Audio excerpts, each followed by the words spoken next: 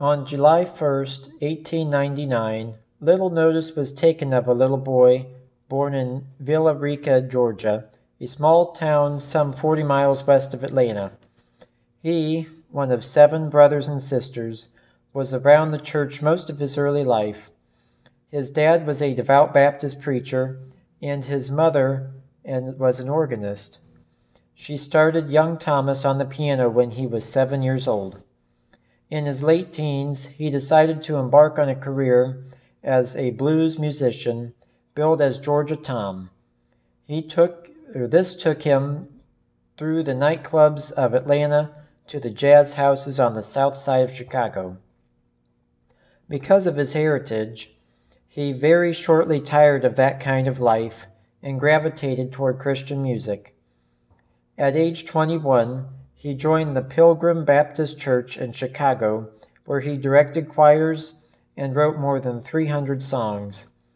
In a taped interview in 1977, Thomas A. Dorsey told this writer the following story, which happened 45 years earlier. My wife, Nettie, was about to bear our first child. I was called to St. Louis to sing in a revival. I wondered if I should go because of my wife's condition. She persuaded me that I should go ahead, so I, alone in my Model A, drove to St. Louis. During the first night of the meetings, a lad brought a telegram to me while I was still on the platform. It was horrible news. It was a message that my wife had died giving birth to our son. I rushed to a phone while the people were still singing and found that the message was true. Mr. Gus Evans drove me back to Chicago that night. When I arrived, I found that the wonderful baby boy, was seemingly fine, and yet that night he'd also died. I buried my wife and little son in the same casket. I became very despondent and filled with grief. A few days later, I visited with my good friend, Professor Fry. We walked around the campus of Anne Malone's Poro College for a while, and then we went into one of the music rooms.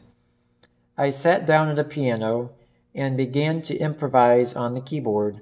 Suddenly, I found myself playing a particular melody that I hadn't played before that time. It was an adaptation of George Allen's melody used with the old hymn, Must Jesus Bear the Cross Alone?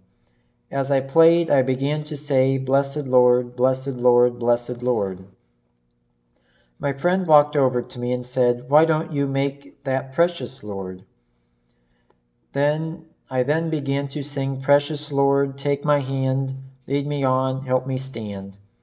When I finished the song, we began to use it, and it had been going ever since. I have gotten many letters from people all over the world.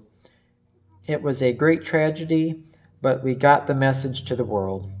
The song has since been translated into more than 30 languages. I, the Lord thy God, will hold thy right hand.